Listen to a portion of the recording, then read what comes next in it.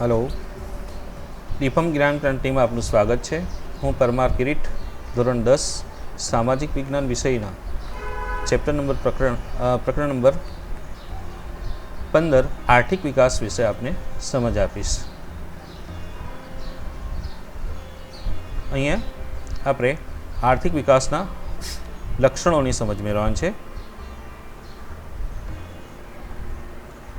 કે આર્થિક વિકાસ હેઠળ આપણે વિકાસશીલ દેશના લક્ષણો અંગે આપણે શીખીશું. અગાઉના પ્રકરણમાં આપણે આર્થિક વિકાસ એટલે શું એના અર્થની સમજ મેળવી. હવે વિકાસશીલ અર્થતંત્રના લક્ષણો વિશે સમજ મેળવીએ. તો વિકાસશીલ અર્થતંત્ર કોને કહેવાય? તો સામાન્ય રીતે વિકાસશીલ અર્થતંત્ર માટે આપણે સમજ મેળવી હોય તો વિશ્વ બેંકના 2004ના અહેવાલ પ્રમાણે જે દેશોની માથાદીઠ આવક 735 અમેરિકન ડોલરથી ઓછી હોય એવા દેશોને વિકાસશીલ દેશો કહેવામાં આવે છે.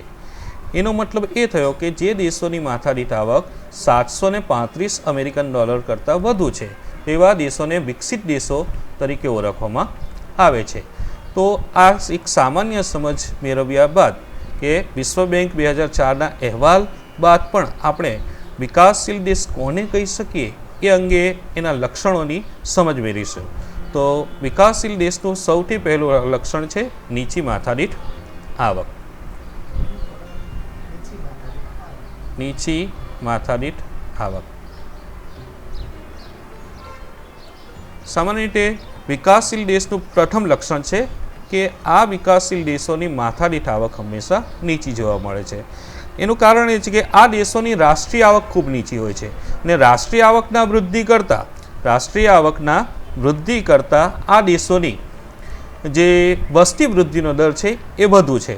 તેથી આ દેશો સામાન્ય રીતે જોઈશું તો માથાદીઠ આવક એમની નીચી જોવા મળે છે. એનું પ્રમુખ કારણ છે કે રાષ્ટ્રીય આવકની વૃદ્ધિ કરતાં વસ્તી વૃદ્ધિનો દર એમનો વધુ છે અને સ્વાભાવિક રીતે વસ્તી વૃદ્ધિનો દર વધુ હોય એટલે લોકોનું જીવન ધોરણ પણ નીચું જોવા મળશે. કારણ કે માથાદીઠ આવકની સરખામણીએ વસ્તી વધુ છે એટલે લોકોનું જીવન ધોરણ નીચું જોવા મળશે. તો આ વિકાસશીલ દેશનું પ્રથમ લક્ષણ થયું નીચી માથાદીઠ આવક. હવે વિકાસશીલ દેશનું બીજું લક્ષણ છે વસ્તી વૃદ્ધિ. સામાન્ય રીતે વિકાસશીલ દેશોની સૌથી મહત્ત્વનો જો લક્ષણ હોય તો વસ્તી વૃદ્ધિ છે. આ દેશોની અંદર શિક્ષણનું નીચું પ્રમાણ, સ્ત્રી જાગૃતિ ઓછી જેવા કારણસર વસ્તી વૃદ્ધિનો દર આ દેશોમાં વધુ જોવા મળે છે. વિકાસશીલ દેશોની અંદર આપણે એક અંદાજ પ્રમાણે આવા દેશોનો વસ્તી વૃદ્ધિનો દર લગભગ 2%ના દરની આસપાસ જોવા મળ્યો છે ને ભારતમાં વર્તમાન સમયમાં જોઈએ તો 1.4%ના દરે વસ્તી વધી રહી છે. એનો મતલબ એ થયો એક ઉદાહરણ સ્વરૂપમાં કે ભારતમાં દર વર્ષે એક ઓસ્ટ્રેલિયા જેટલી વસ્તી વધે છે. તો આ દેશોની અંદર વસ્તી વૃદ્ધિનો દર વધુ છે જેના કારણસર માથાદીઠ આવક પણ નીચી જોવા મળશે અને રાષ્ટ્રીય આવકનો વૃદ્ધિ દર પણ નીચો જોવા મળશે. ત્યારબાદ આપણે જોઈશું ત્રીજું લક્ષણ છે કૃષિ પર અવલંબન. સામાન્ય રીતે વિકાસશીલ દેશોની આર્થિક પ્રવૃત્તિનો મુખ્ય આધાર છે કૃષિ ક્ષેત્ર અને આર્થિક પ્રવૃત્તિના આ ક્ષેત્રની અંદર દેશની વસ્તીના લગભગ 60% જેટલી વસ્તી કૃષિ ક્ષેત્રમાંથી પ્રત્યક્ષ કે પરોક્ષ રીતે રોજગારી પ્રાપ્ત કરે છે. વર્તમાન સમયમાં જોઈએ તો ભારતમાં થોડો આર્થિક વિકાસ થયો છે જેના કારણસર 60%થી આ દર નીચે ગયો છે અને લગભગ 58%ની આસપાસ આજની તારીખે પણ દેશની વસ્તી પ્રત્યક્ષ કે પરોક્ષ સ્વરૂપની અંદર કૃષિ ક્ષેત્ર પર અવલંબે છે. જ્યારે આ દેશોની અંદર આર્થિક વિકાસનો મુખ્ય આધાર કૃષિ ક્ષેત્રની પ્રગતિ પર છે પણ કૃષિ ક્ષેત્રની આવકનો હિસ્સો જોઈએ તો રાષ્ટ્રીય આવકમાં કૃષિ ક્ષેત્રનો હિસ્સો ખૂબ જ નજીવો છે. ખૂબ જ નજીવો એટલે કે દેશમાં લગભગ રાષ્ટ્રીય આવકના લગભગ 25% જેટલી જ આવક ખેતી ક્ષેત્રમાંથી વધે છે, ખેતી ક્ષેત્રમાંથી પ્રાપ્ત થાય છે. જ્યારે કે દેશની વસ્તીનો લગભગ 60% જેટલો ભાગ કૃષિ ક્ષેત્ર પર અવલંબે છે જ્યારે રાષ્ટ્રીય આવકમાં એનો હિસ્સો માત્ર 25% જેટલો છે. હવે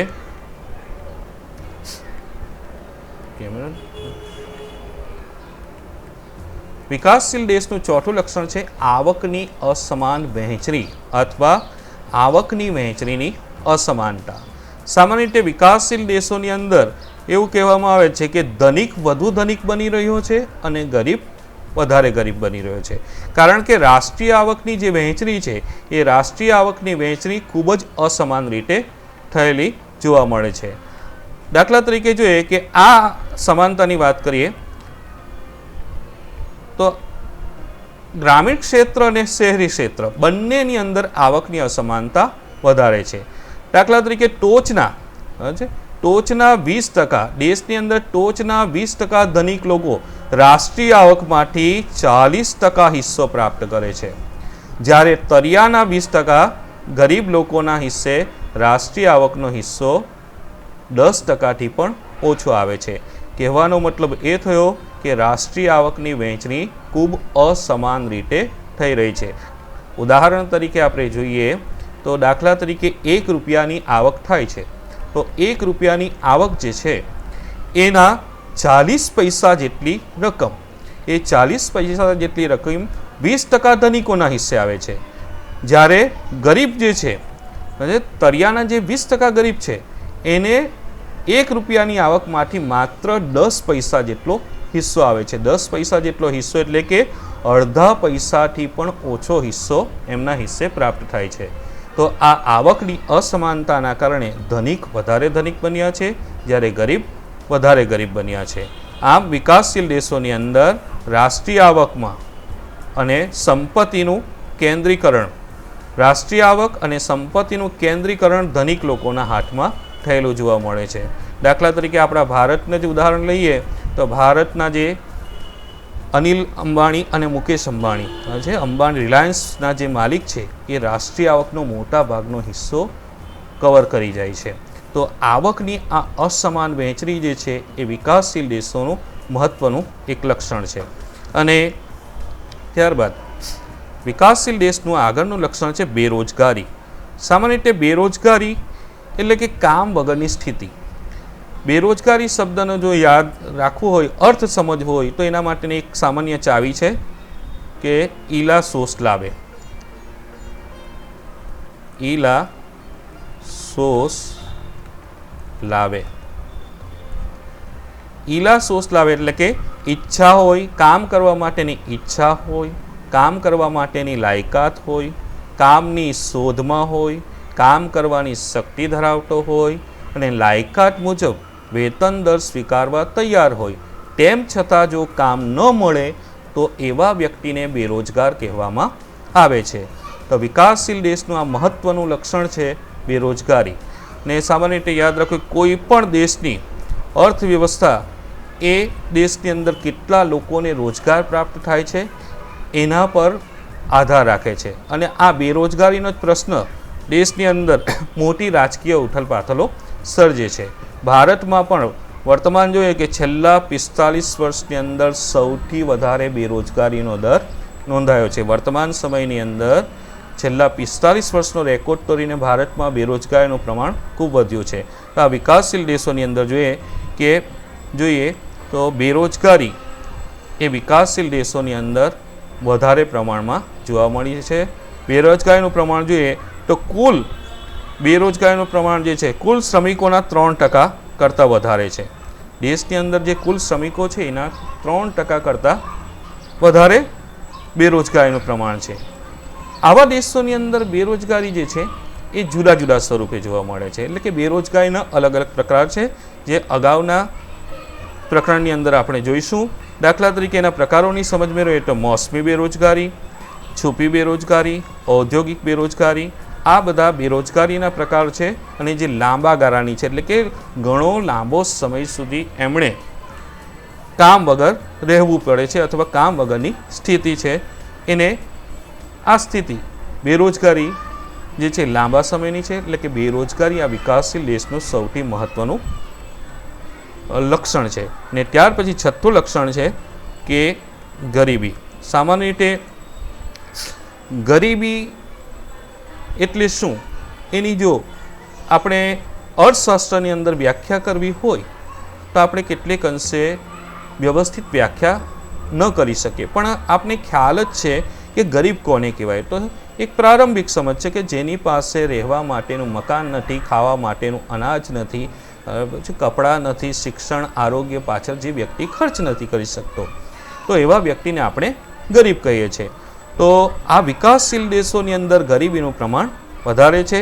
ગરીબીની જો એક વ્યાખ્યા કરવી હોય અર્થશાસ્ત્રની ભાષાની અંદર, તો જીવનની પ્રાથમિક જરૂરિયાતો છે, જીવનની પ્રાથમિક જરૂરિયાતો જેવી કે રોટી, કપડાં, મકાન, રોટી, કપડાં, મકાન, શિક્ષણ અને આરોગ્યની જરૂરિયાતો જે છે એ જે વ્યક્તિ સંતોષી નથી શકતો એવા વ્યક્તિને ગરીબ કહેવામાં આવે છે, ને આવી સ્થિતિને ગરીબી કહેવામાં આવે છે. તો વિકાસશીલ દેશોની અંદર ગરીબીનું પ્રમાણ વધારે છે, ને આપણા દેશની વિકાસશીલ દેશોની અંદર જોઈએ તો કુલ વસ્તીના લગભગ ત્રીજા ભાગની વસ્તી ગરીબી રેખા નીચે જીવી રહી છે. ભારતમાં વર્તમાન સમયની અંદર લગભગ 25 કરોડ કરતાં વધારે વ્યક્તિઓ જે છે એ ગરીબી રેખાથી નીચે જીવી રહ્યા છે, એટલે કે ભૂખમરાની સ્થિતિમાં પણ છે. તો આ ગરીબીની સ્થિતિ ચિંતાજનક છે. હવે આગળનું વિકાસશીલ દેશનું 7મું લક્ષણ છે દ્વિમુખી અર્થતંત્ર. દ્વિમુખી અર્થતંત્ર એટલે શું? તો સામાન્ય રીતે જોઈએ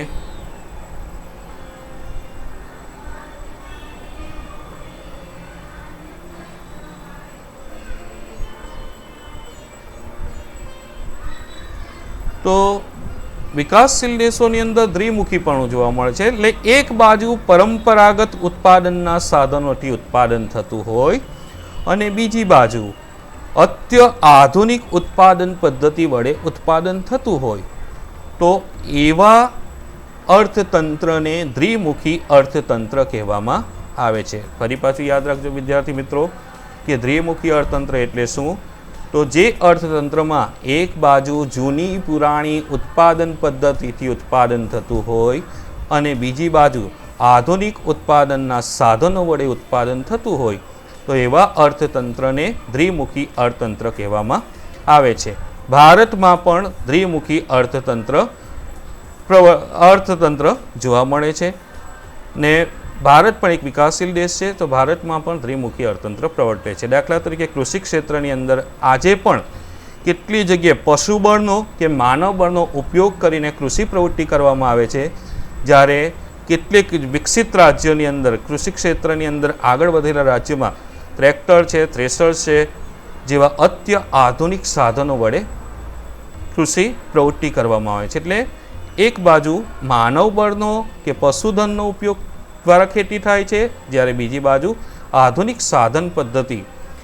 સાધનનો ઉપયોગ કરીને ઉત્પાદન પ્રવૃત્તિ કરવામાં આવે છે. તો દ્વિમુખી અર્થતંત્ર જે છે, આ દ્વિમુખી અર્થતંત્ર ઉપરાંત આ દેશોની અંદર રૂઢિચુસ્ત સામાજિક માળખું છે. રૂઢિચુસ્ત સામાજિક માળખું એટલે કે નવીન બાબતો અપનાવતા ન હોય એવા સમાજને અને જૂની પુરાણી પરંપરાને વળગી રહેતા હોય એવા સમાજને રૂઢિચુસ્ત સમાજ કહેવાશે. તો આ આવું સામાજિક માળખું છે જેના કારણસર પણ ઉત્પાદન ઓછું જોવા મળે છે. બીજી બાજુ જોઈએ કે શહેરોની અંદર આધુનિક ઉદ્યોગો છે, નવી ઉત્પાદન પદ્ધતિ છે, જેના કારણસર ઉત્પાદન વધુ જોવા મળે છે અને એમનું લાઈફસ્ટાઈલ એટલે કે જીવનશૈલી પણ વૈભવી જોવા મળે છે. તો દ્વિમુખી અર્થતંત્ર એ વિકાસશીલ દેશનું 7મું લક્ષણ થયું. હવે 8મું લક્ષણ છે પાયાની અપર્યાપ્ત સુવિધાઓ. પાયાની અપર્યાપ્ત સુવિધાઓ એટલે કે અર્થતંત્રની અંદર માનવ વિકાસ માટે જે સુવિધા જરૂરી છે, જેના પર વ્યક્તિના વિકાસનો આધાર છે, એવી સુવિધાઓ ઓછી જોવા મળે છે. દાખલા તરીકે જોઈએ કે આવા દેશોની અંદર શિક્ષણ, બેન્કિંગ, સંદેશા વ્યવહાર, શિક્ષણ છે, બેન્કિંગ છે, વાહન વ્યવહાર છે, સંદેશા વ્યવહાર છે, આ ઉપરાંત વીજળી છે, ગેસની સેવાઓ છે, આરોગ્ય વિષયક સેવાઓ છે, બેન્કિંગ સેવાઓ છે, આ બધી સેવાઓ જે છે એ ઓછી જોવા મળે છે. એના કારણસર દેશની અંદર અપર્યાપ્ત સુવિધાના કારણે વ્યક્તિત્વ વિકાસ માટેની પૂરી તકો મળતી નથી. એથી આવા દેશોની અંદર માનવ વિકાસ જે છે એ પણ ઓછો જોવા મળે છે.